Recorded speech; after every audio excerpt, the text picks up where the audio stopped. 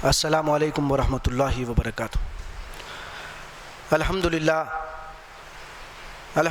الذی لم یتخذ ولدا ولم یکن له شریک فی الملک ولم یکن له ولی من الذل وکبرہ تکبیرا۔ اللہ اکبر۔ اشہد ان لا الہ الا اللہ واشہد ان محمدا عبدہ ورسولہ، اما بعد۔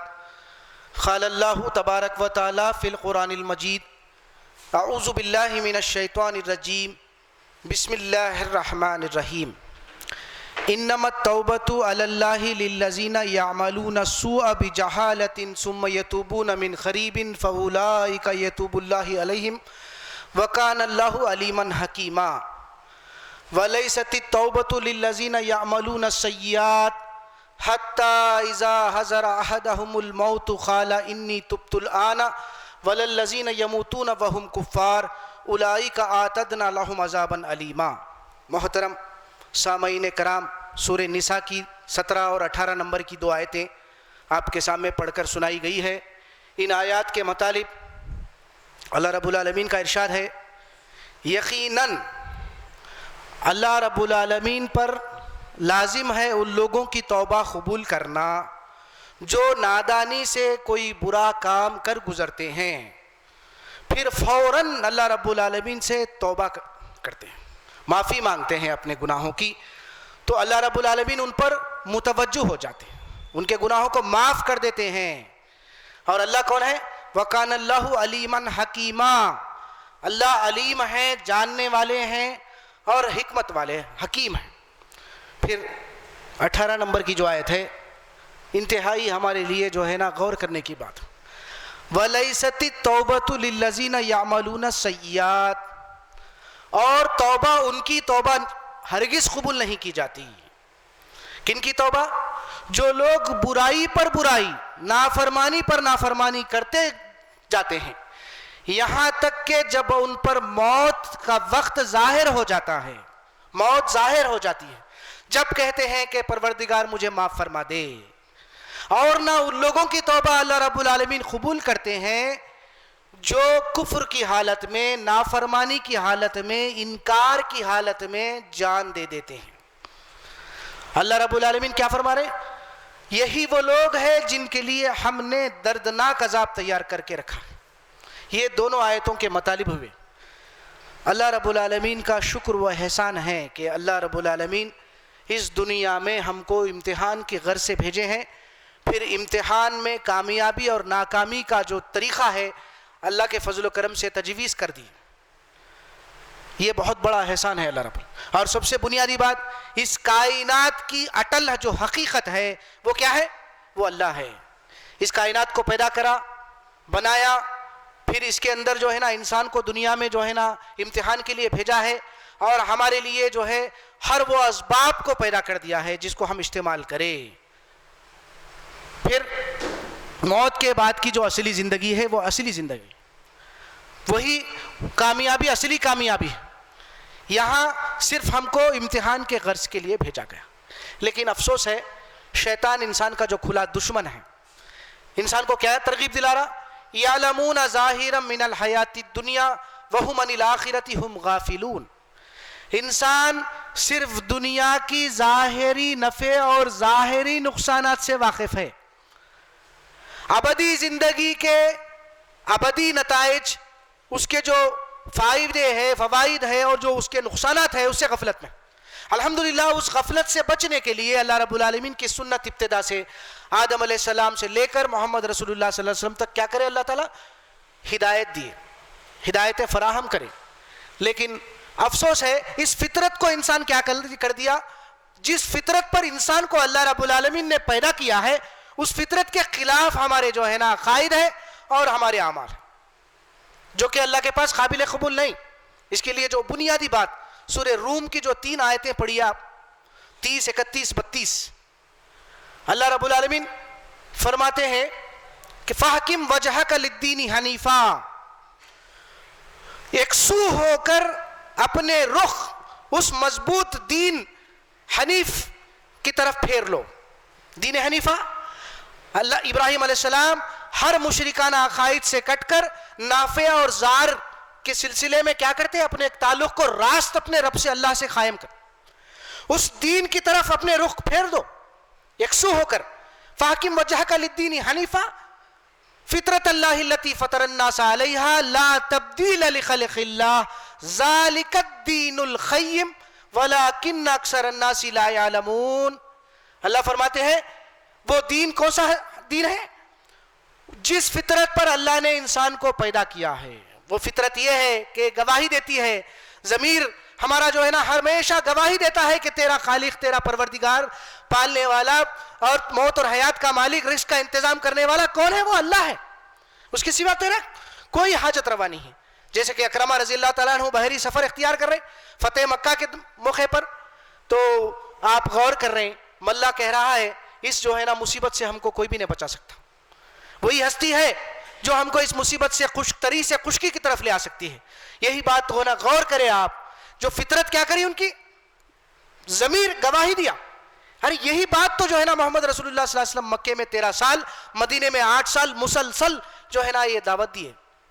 تو جب اللہ رب العالمین مجھے اگر اس جو ہے نا تری سے خشکی کی طرف لے آئے گا، نجات دے گا، تو میں ایمان لاؤں گا. تو یہ ہمارے فطرت کے اندر ودیت کر دی گئی ہے، لیکن انسان جو ہے نا اس فطرت کو کیا کر رہا؟ تبدیل کر لے رہا، غیر اللہ کی طرف جو ہے نا رجوع کر رہا ہے، مردہ اور غائب ہستیوں کی طرف رجوع کر رہا ہے. اس اسباب کی دنیا میں بغیر اسباب کے بھی جو ہے نا فائدہ پہنچتا ہے، نقصانات سے بچ سکتے ہیں.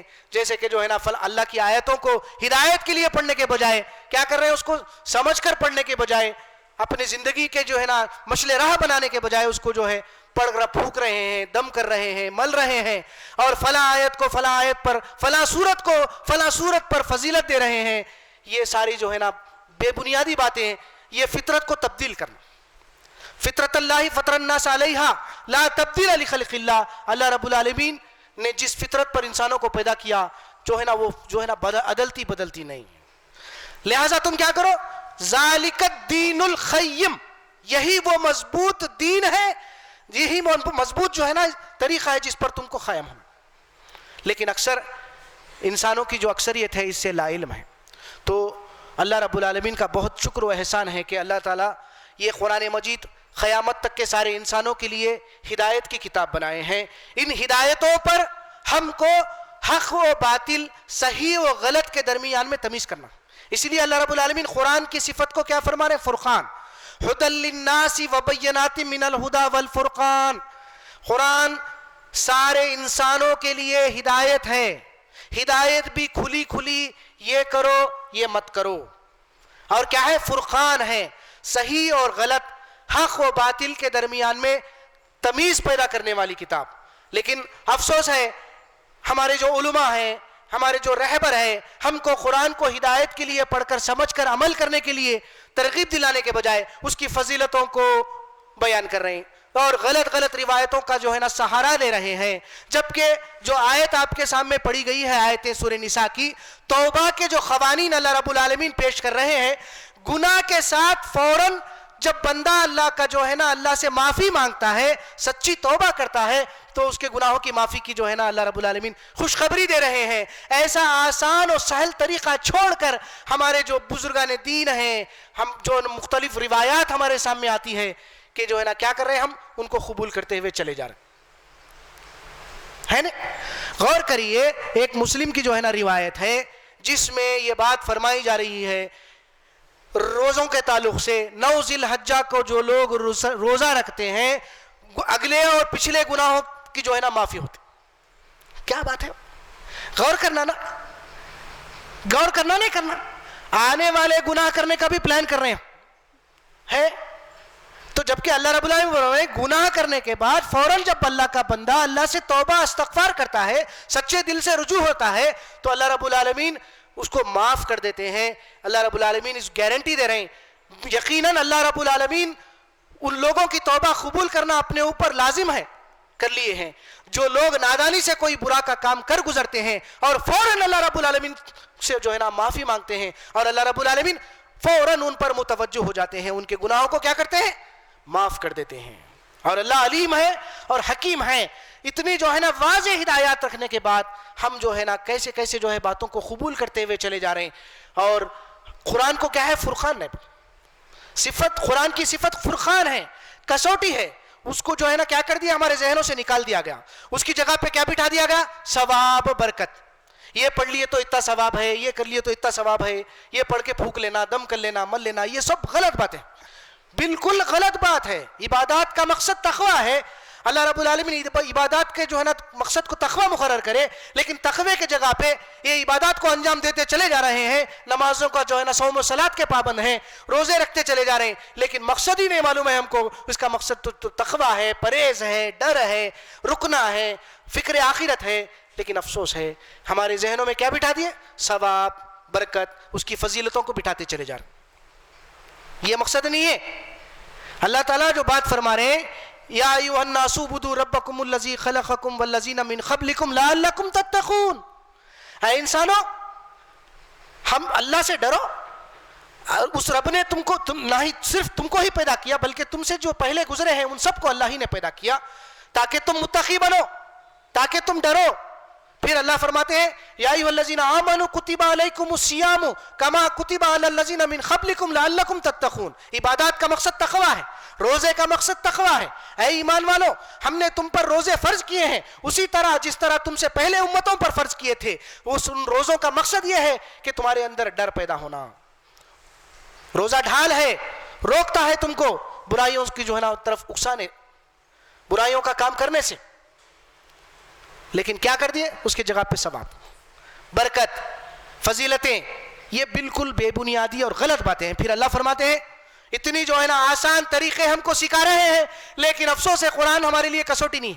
وَمَن يَعْمَلْ سُوءًا أَوْ يَظْلِمْ نَفْسَهُ ثُمَّ يَسْتَغْفِرِ اللَّهَ يَجِدِ اللَّهَ غَفُورًا رَحِيمًا. کتنا بھی گناہ گار ہو، کتنا بھی سیاہ کار ہو، جس آن اللہ رب العالمین سے سچی توبہ کرے گا اور موقع عمل نہیں ملا اور مر گیا تو اللہ رب العالمین کو غفور رحیم پائے گا. کیا ہے معاملہ؟ غور کریے. پھر اللہ فرماتے ہیں کہ نبی کریم صلی اللہ علیہ وسلم جو قیامت تک کے لیے سارے انسانوں کے لیے نمونہ ہے، آئیڈیل ہے ہمارے لیے ایمان اور عمل میں، لیکن ان کی جو ہے نا سنت کو ہم چھوڑ دیے، ترک کر دیے.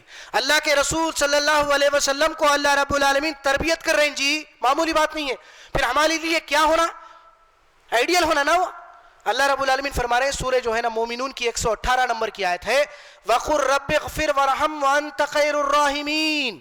اے محمد صلی اللہ علیہ وسلم مجھ سے اس طرح دعا کیا کرو، اے میرے پروردگار مجھے معاف فرما دے اور تو مجھ پر رحم فرما، تو بہترین رحم کرنے والوں سے زیادہ رحم فرمانے والا ہے. پھر یہی بات کو اللہ رب العالمین رسول اللہ صلی اللہ علیہ وسلم کو تربیت کرتے ہوئے فرما رہے ہیں سورہ جو ہے مومن کی 55 نمبر کی آیت ہے، فَاصْبِرْ إِنَّ وَعْدَ اللَّهِ الْحَقُّ وَاسْتَغْفِرْ لِذَنبِكَ. کیا بولے؟ صبر کیجئے محمد صلی اللہ علیہ وسلم، یقیناً بے شک اللہ رب العالمین کا وعدہ حق ہے. جس وعدے کی کا جو ہے نا اللہ تم کو دے رہے ہیں کہ کل آخرت میں جو ہے نا عذاب جہنم ہے، مغفرت اور جنت ہے، یہ یقیناً فیصلے کا دن آنے والا ہے.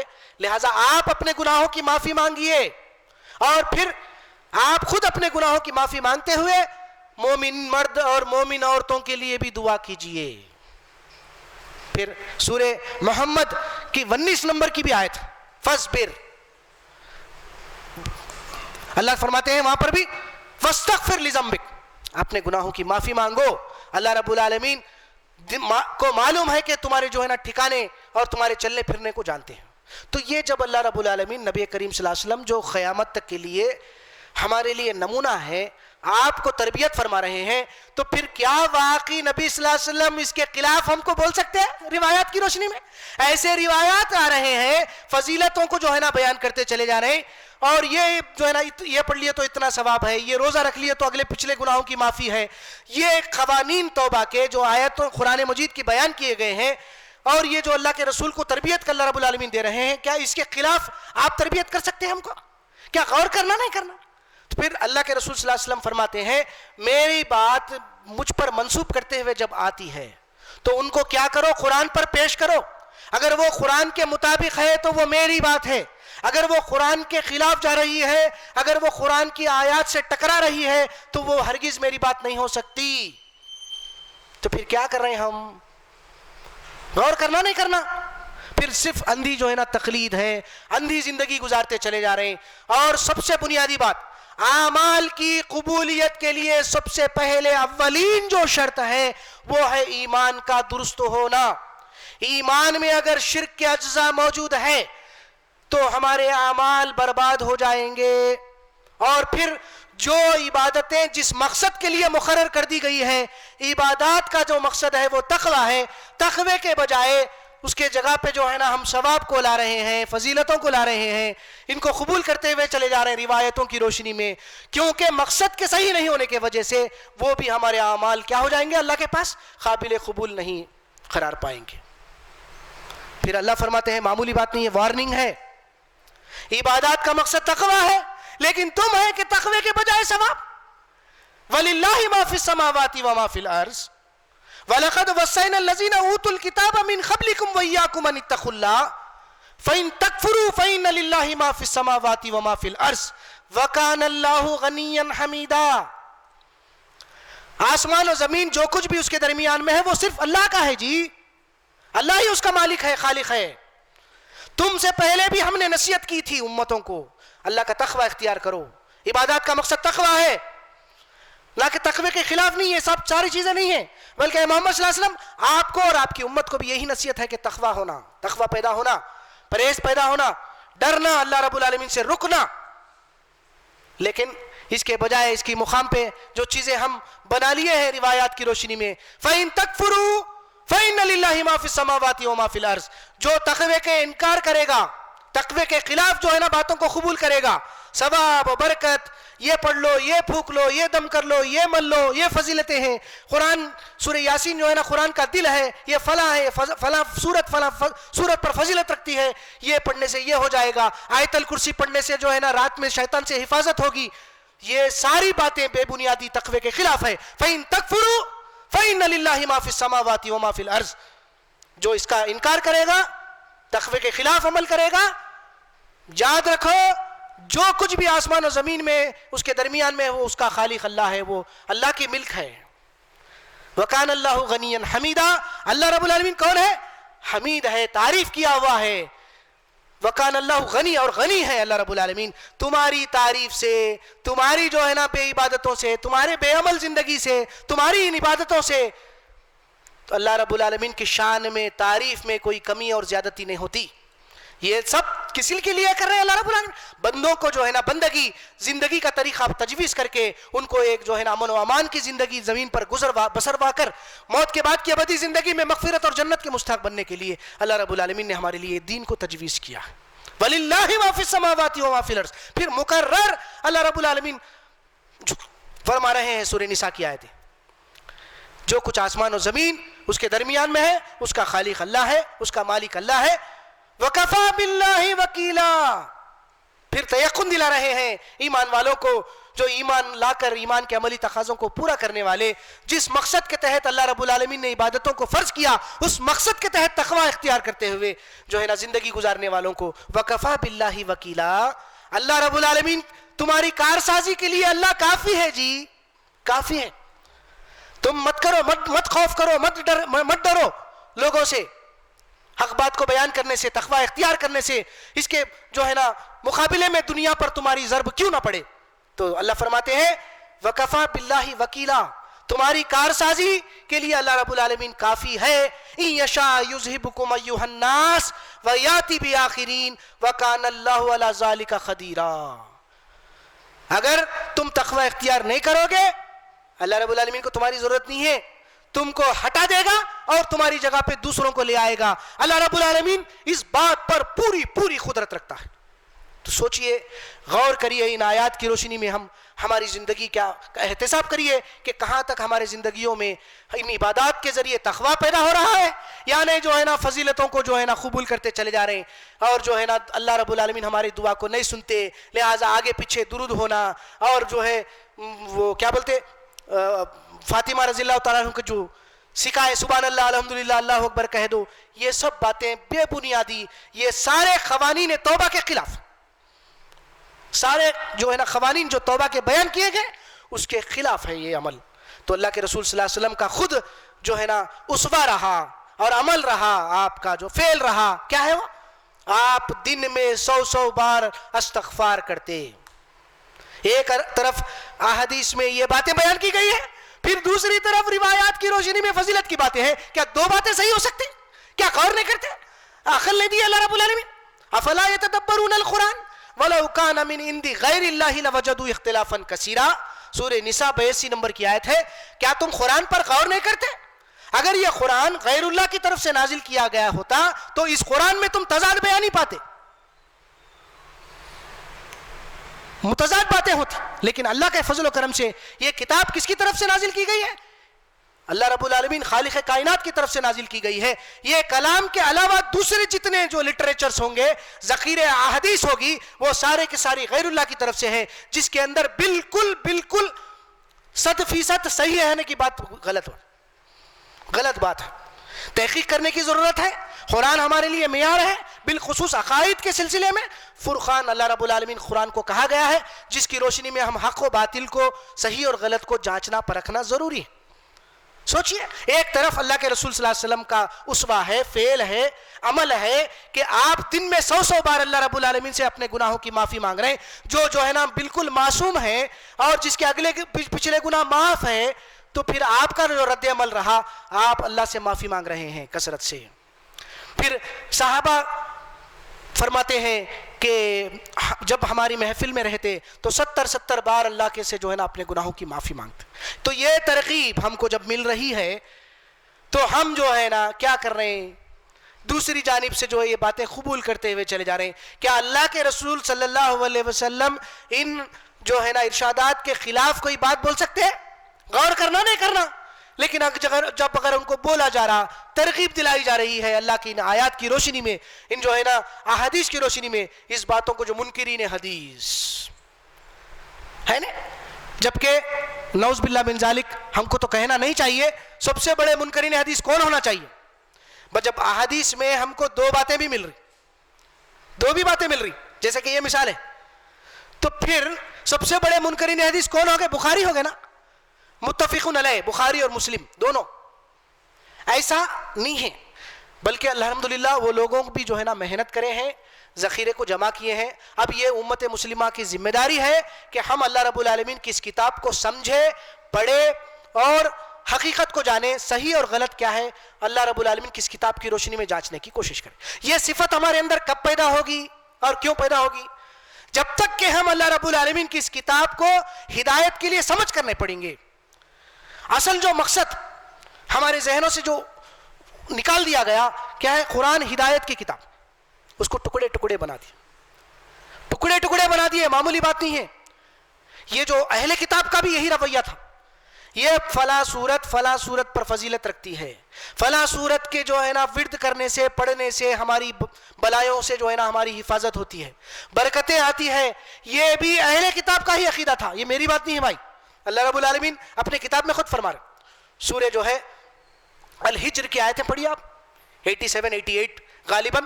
اللہ فرماتے ہیں قل انی انا النذیر مبین، کہہ دو اے محمد صلی اللہ علیہ وسلم میں تم کو اس ابدی زندگی کے نتائج سے باخبر کرنے والا ہوں، ڈرانے والا ہوں.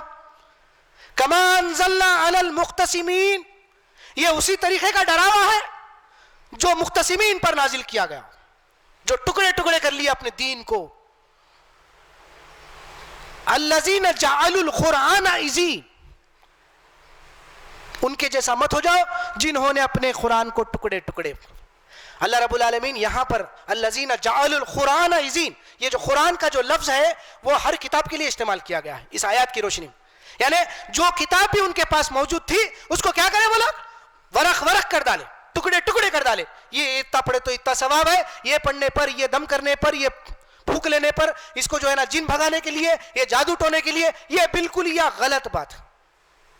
قرآن سورہ فاتحہ سے لے کر سورہ ناس تک کمپلیٹ ہمارے لیے ہدایت کی کتاب.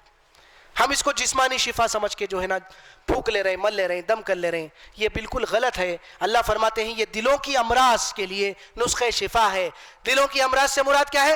حب دنیا، کفر، شرک، نفاق. یہ جو امراض انسان کے قلب کے اندر پیدا ہو جاتے ہیں جب زندگی گزار رہا ہے، ظاہر سی بات ہے ایک سوسائٹی ہے، ایک معاشرہ ہے، اس کے ساتھ وابستہ ہے، اس کے ساتھ شیطان بھی لگا ہوا ہے. وَلَا تَجِدُ أَكْثَرَهُمْ شَاكِرِينَ، میں تیرے اکثر بندوں کو تو جو ہے نا کیا پائے گا؟ ناشکرہ پائے گا. تیرا کھائیں گے، تیرے اس پرورش کے نظام میں پلیں گے بڑھیں گے، لیکن جو ہے نا غیر اللہ کی طرف مشکل مصیبت میں کیا کریں گے؟ رجوع کریں گے۔ اسباب کی دنیا میں بغیر اسباب کے بھی نفع اور نقصان کے تصورات کو پیدا کر لیں گے، اس طرح ناشکری کریں گے تیری۔ تو قرآن کو پڑھنا ضروری ہے۔ یہ دلوں کی بیماریوں کے لیے اللہ رب العالمین نسخہ شفا فرما رہے ہیں، نہ کہ جو ہے نا جسمانی امراض کے لیے نسخہ شفا ہے قرآن۔ پھر یہ اسباب کو پیدا کرنے کی کیا ضرورت ہے جی اللہ کو؟ قرآن پڑھ لو، دم کر لو، پھونک لو، نہیں، بالکل نہیں ہے، ایسا نہیں ہے۔ سورہ رعد آیت نمبر 31 بھی ذہن میں رکھیے آپ، تو اللہ فرماتے ہیں وَلَوْ أَنَّ قُرْآنًا سُيِّرَتْ بِهِ الْجِبَالُ أَوْ قُطِّعَتْ بِهِ الْأَرْضُ أَوْ كُلِّمَ بِهِ الْمَوْتَى بَلْ لِلَّهِ الْأَمْرُ جَمِيعًا۔ اگر ہم ایسا قرآن اتارتے، قرآن کے اندر ایسا اثر رکھتے، ایسی تاثیر پیدا کرتے جس کے پڑھنے سے آٹومیٹک جو ہے نا پہاڑیں چلنے لگے، جس کے پڑھنے سے زمین اپنے مسافات کو طے کرے، جس کے پڑھنے سے مردوں سے بات کروایا جائے، تو بھی جس کے سامنے نبی کریم صلی اللہ علیہ وسلم لا الہ الا اللہ کی دعوت کو پیش کر رہے ہیں ایمان نہیں لاتے۔ بلکہ اللہ فرما رہے یہ قرآن کے اندر نہیں ہے تاثیر، ایسا قرآن ہم نہیں اتارے، بلکہ یہ سارے کے سارے کام کیا ہے؟ خود قانون نہیں ہے بلکہ قدرت ہے۔ جبکہ اتنے واضح دلائل ہمارے سامنے آنے کے باوجود ہماری غفلت جو ہے نا ایسی جو ہے نا بڑھتے آگے چلے جا رہے ہیں ہم، تو ابدی زندگی گھاٹے میں ہوگی بھائی۔ اس لیے یہ موقع اللہ رب العالمین ہم کو فراہم کیے ہیں، اس موقع کو غنیمت جان کر اللہ رب العالمین کی طرف فوراً متوجہ ہو جانا، اور اللہ رب العالمین ہماری سننے والے ہیں اور ہماری جو ہے نا دعاؤں کو قبول کرنے والے ہیں، اور ہمارے گناہوں کو بھی فوراً معاف کرنے والے ہیں اللہ رب العالمین۔ اللہ فرماتے ہیں یا ایھا الذین آمنوا توبوا الی اللہ توبۃ نصوحا عسیٰ ربکم ان یکفر عنکم سیئاتکم ویدخلکم جنات تجری من تحتہا الانہار۔ اے وہ لوگو جو ایمان لائے ہو، اللہ کی جناب میں سچی توبہ کرو، اس عزم و ارادے کے ساتھ کرو کہ آئندہ ہم یہ گناہ کا کام نہیں کریں گے، پروردگار ہم کو معاف فرما دے، تو امید ہے، توقع کی جا سکتی ہے کہ پروردگار تمہارے گناہوں کو فوراً معاف کر دے گا اور تم کو ایسے باغات میں داخل کرے گا جس کے نیچے نہریں بہتی ہوگی، جس میں تم ہمیشہ ہمیشہ رہو گے۔ یہ ہے معمولی بات۔ پھر اللہ تعالیٰ فرماتے ہیں سورہ زمر کی آیتیں ہیں، کیا ہے وہ؟ اے نبی صلی اللہ علیہ وسلم کہہ دو میرے بندوں سے جنہوں نے اپنے جانوں پر زیادتی کر لی ہے، اللہ کی رحمت سے مایوس مت ہونا، اللہ رب العالمین سارے جو ہے نا گناہوں کو معاف کرتا ہے، ان اللہ یغفر الذنوب جميعا، اللہ فرماتے ہیں معمولی بات ہے۔ تو یہ سارے شرائط، یہ قوانین توبہ اللہ رب العالمین جب صاف طور پر ہم کو بیان کر رہے ہیں، لیکن کیا بات ہے بھائی، اور خاص بات جنت الفردوس اور جنت کے جو حریث ہوتے ہیں، تو ان کے تعلق سے اللہ فرماتے ہیں والذین اذا فعلوا فاحشۃ او ظلموا انفسهم ذکروا اللہ فاستغفروا لذنوبهم ومن یغفر الذنوب الا اللہ ولم یصروا علی ما فعلوا وهم یعلمون۔ فرماتے ہیں ایک ایمان والا ایمان لانے کے بعد ایمان کے عملی تقاضوں کو پورا کرنے والے اور جنت کے طالب، ان کی جو فکر ہوتی ہے، والذین ان سے جب کوئی گناہ کا کام سرزد ہو جاتا ہے فوراً اللہ رب العالمین ان کو یاد آ جاتے ہیں اور اللہ رب العالمین سے اپنے گناہوں کی معافی مانگتے ہیں۔ اللہ رب العالمین کے علاوہ اور کون سا در ہے جہاں پر انسانوں کی گناہوں کی جو ہے نا معافی ہو سکتی ہے، اور وہ جانتے ہیں اگر ہم آگے آئندہ ایک کام پھر سے دہرائیں گے تو اس کے نتائج سے وہ واقف ہیں، اس کا انجام آخرت میں جہنم ہو۔ تو لہٰذا اللہ رب العالمین کا شکر ہے جو موقع ہم کو فراہم کیے ہیں، ہم اللہ رب العالمین کی جناب میں سچی توبہ کریں، اللہ رب العالمین سے معافی مانگے، اور جو ہے اللہ کی اس کتاب کو سمجھ کر ہدایت کے لیے پڑھے، اور جہاں تک ہو سکے ممکنہ طور پر اللہ رب العالمین سے جو ہے نا تقوی کی زندگی گزارنے کی کوشش کرے۔ بارک اللہ لی ولکم فی القرآن العظیم ونفعنی وإیاکم بالآیات والذکر الحکیم، الحمدللہ رب العالمین۔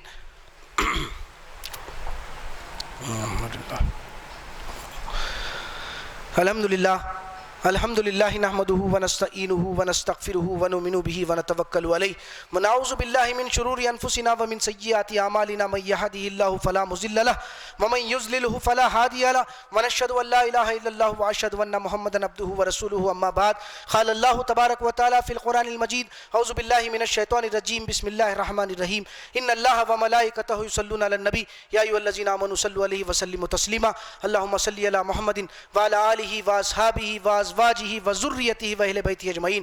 امیر المومنین خلفائے راشدین ابو بکر صدیق رضی اللہ تعالی عنہ، عمر، عثمان و علی رضوان اللہ تعالی علیہم اجمعین، ربنا آتنا فی الدنیا حسنہ وفی الآخرۃ حسنہ وقنا عذاب النار ربنا لا تزغ قلوبنا بعد إذ هديتنا وهب لنا من لدنك رحمة إنك أنت الوهاب رب اغفر وارحم وأنت خير الراحمين عباد الله إن الله يأمر بالعدل والإحسان وإيتاء ذي القربى وينهى عن الفحشاء والمنكر والبغي يعظكم لعلكم تذكرون اذكروا الله يذكركم وادعوه يستجب لكم ولذكر الله تعالى أعلى وأولى وأعز وأجل وأتم وأكبر. فاضل بھائی